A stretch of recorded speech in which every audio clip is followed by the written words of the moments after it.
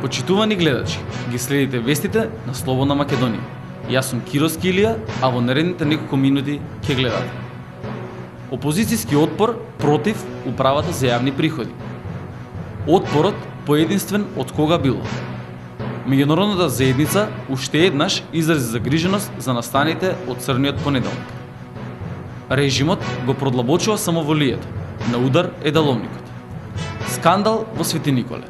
Нови докази дека власта подготвува изборен фалсификат.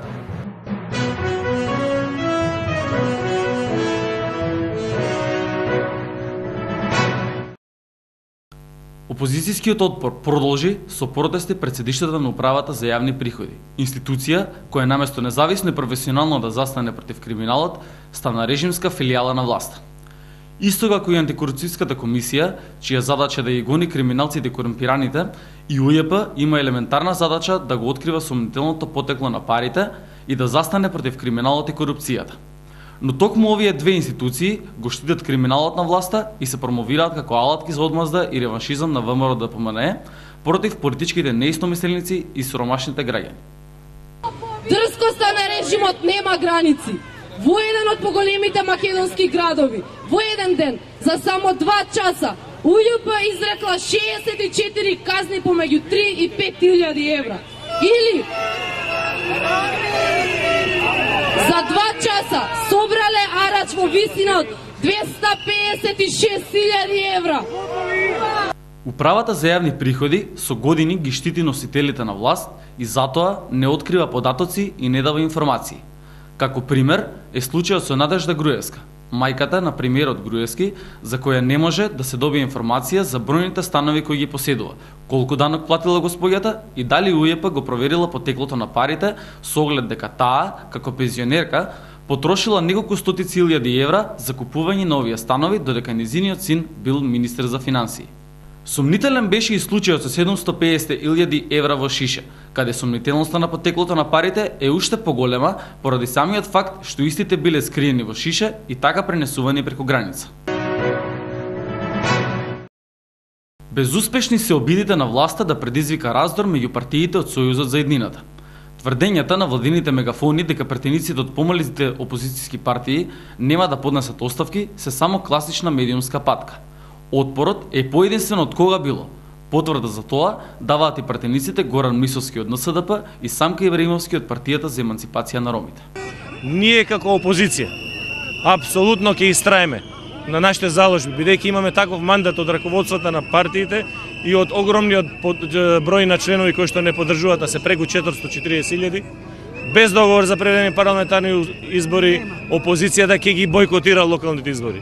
И Никола Груевски нека не го лажи умот дека ќе може да организира локални избори без учество на оваа вистинската опозиција. Не оние лажни издувани гуми кои што Никола Груевски и ВМРО-ДПМНЕ ги финансираат и работат во интерес на ВМРО-ДПМНЕ. Јас, како и претходниот колега пратеник кажа, јас оставката ја поднесов веќе депонирано и нема отстапување. Одиме до крај. Не излегуваме на локални избори, се дека не се вразуми оваа власт да донесат одлука за предвидени парламентарни избори.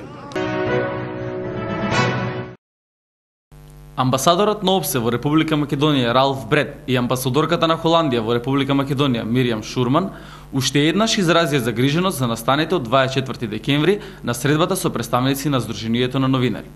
Освен за загрозеноста на слободата на медиумите, амбасадорите укажале дека се исплашени и за политичката криза која негативно се одразува врз Македонија, што особено ќе биде изразено во извештајот на Европската комисија. Двајцата сметаат дека мора да се најде начин да се надмине недоразбирањето во интерес на државата. Власта не се откажува од носење на деловник без да има поширок партиски консензус. Измените со кои се ограничуваат дискусиите на претениците ќе се најдат на пленарна седница.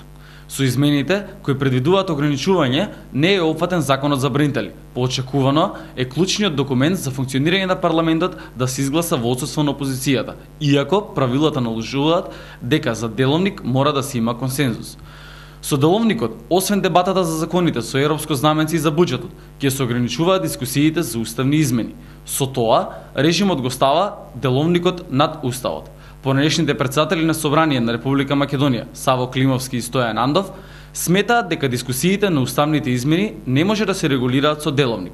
Во самиот устав има посебна глава која регулира материјата и затоа недозволиво е деловникот да се става над уставот, смета Климовски. Власта не престанува со подготовките за изборен фалсификат и со издавање лични документи на лицата за кои сметаат дека ќе гласаат за нивната опција на локалните избори. Последен доказ е случајот во Свети Николе, каде околу 60 средношколци кои станале полнолетни од штабот на ВМРО ДПМН биле телефонски повикувани да се јават во полициската станица во Свети Николе за да им биде издадена лична карта. На матурантите однапред им биле платени трошоците за издавање на личните карти, а биле уценувани дека доколку не го сторат тоа, ќе биде загрозен нивниот успех во училиштето. Таквите лични карти од страна на поединци од службите би биле фотокопирани и фотокопиите биле предавани во штабот на ВМРО ДПМН. Со тоа, востановена е евиденција и контрола за идните потенцијални гласачи на ВМРО ДПМН. Претходно, случај со лажни лични карти имаше и во Ресен. Иако опозицијата поднесе кривична пријава, сепак јавното обвинителство во Битола не се изјаснува за скандалот со личните карти.